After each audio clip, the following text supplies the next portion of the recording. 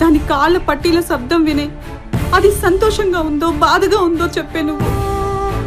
దాని మనసులోని బాధను అర్థం చేసుకోలేకపోయావా అన్నయ్య? నీ కూతురు విషయంలో జరిగిందే, సంధ్య విషయంలో జరిగిందే, నా కూతురుకు కూడా జరిగిందే. దాని బాధ చెప్పడానికి పట్టీలకు కూడా మాటలు రాక మూగబోతాయి అన్నయ్య. బిడ్డను పోగొట్టుకొని మీరు పడుతున్న బాధ ఏ తల్లిదండ్రి పడొద్దని మీరు కట్టుబాటు పెట్టుంటారు. కానీ ఇప్పుడు ఏమైందోరా, మీరు పడుతున్న బాధనే ఊరందరికి పంచుతున్నారు. మీరు చంపిన ఆ శివగాని తల్లిదండ్రులు సంతోషంగా లేరు. ప్రేమికుని పోగొట్టుకున్న ఈ సంధ్య సంతోషంగా లేదు. చస్తూ బతుకుతున్న సంధ్యను చూస్తూ వాళ్ళమ్మనైనా సంతోషంగా లేరు. ప్రేమించిన పోరాళ్ళందరూ సంతోషంగా లేక, వాళ్ళని కన్నోళ్ళు సంతోషంగా లేక, ఇంకెందుకు దొరా ఈ కట్టుబాట్లు? బొందబెట్టనిక ఈ కట్టుబాటు ఇట్లే కొనసాగితే ఊరంతా ఒళ్ళకాడైపోతుంది దొరా. ఊరికి ఉత్తరం ఉండు కాదు దొరా, ఊరే ఉత్తరాలు ఉండిపోతుంది. తను వర్షంలో తడుస్తుందేమోనని ఊరంతా పందిరేయాల్సిన అవసరం లేదు దొరా. తన పక్కన గొడుగు పట్టుకొని నడుస్తే చాలు. రెండు నిండు ప్రాణాలు పోతే తప్ప మీకు ప్రేమ విలువ తెలియదా?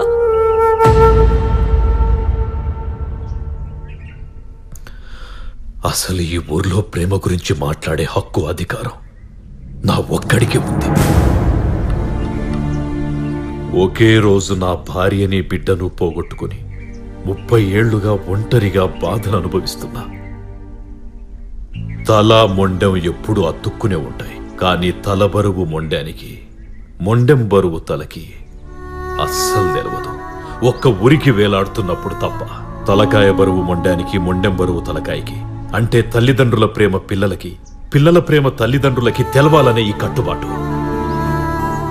మా తాత ముత్తాతల హయాం నుంచి వస్తున్న ఈ కట్టుబాటుకి ఇప్పటిదాకా మేము కట్టుబడే ఉన్నాం.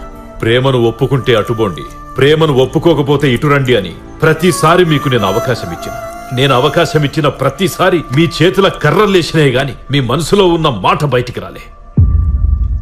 30 ఏళ్ల సంధి ఈ మార్పు కోసమే నేను ఎదురు చూస్తున్నా. ఆ మార్పు ఇయ్యాల మీలో కనిపించింది. ఆ రోజు నా కూతుర్ని పోగొట్టుకున్నా, ఇయ్యాల నా మేనకోడల్ని పోగొట్టుకోనికే సిద్ధమైన.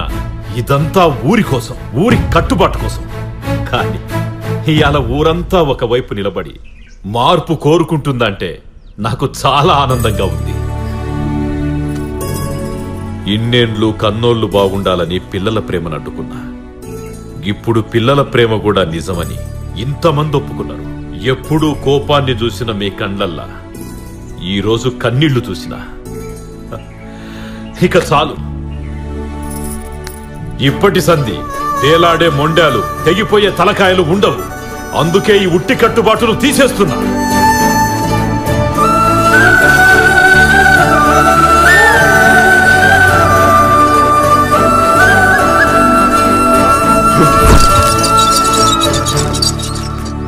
ఇప్పటి సంధి పర్వతగిరిలో ఉట్టెగిరిందంటే అది కృష్ణాష్టమి ఉట్టే.